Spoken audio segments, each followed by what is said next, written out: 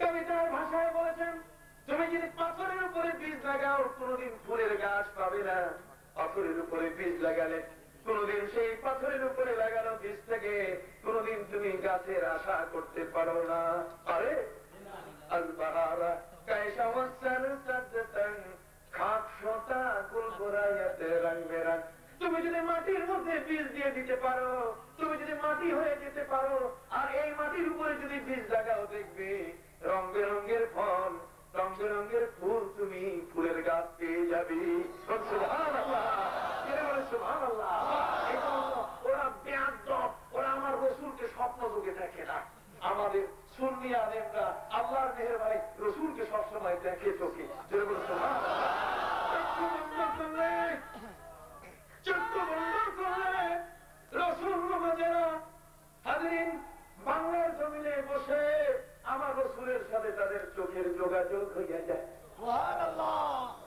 নবী যখন ইন্তেকাল করতেন, সাধারণ মানুষ মরে গেলে সেই মানুষটিকে কবর দেওয়ার পরে ইদা উকবিরাল মাইতু আতাহু মালাকান ইয়াসআলানি মার রাব্বুকা ওয়া মা দীনুকা ওয়া মান হাদার রাজুল।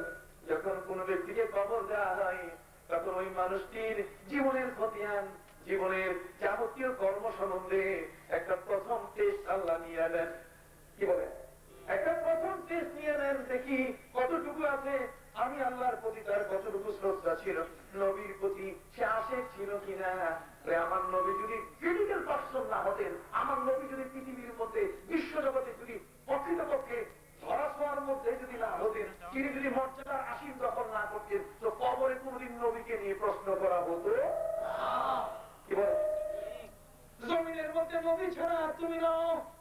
জন্ম নেওয়ার সাথে সাথে তোমার কলমটা যখন শয়তান আঘাত করে করে হ্যামারিং করে কলমটা নষ্ট করে দেয়, বাচ্চা কান্দে কোয়া কোয়া করে কান্দে, ওই মুহূর্তে আমার নবীর নাম যখন কানটাতে শুনাই দেওয়া হয়, আযান শুনাই দেওয়া হয়, আশহাদু আন্না মুহাম্মাদার রাসূলুল্লাহ, আযান শুনাই দেওয়া হয়। জন্মের মুহূর্তে তোমার কানে নবীর আযান। পৃথিবীর কোন মসজিদে আযান যায় হবে না যদি আমার নবীর নাম সেই মিনারা গুলোতে না বলা হয়। কি বলে? ঠিক কিনা? কোন মসজিদের আযান কি শুদ্ধ হবে?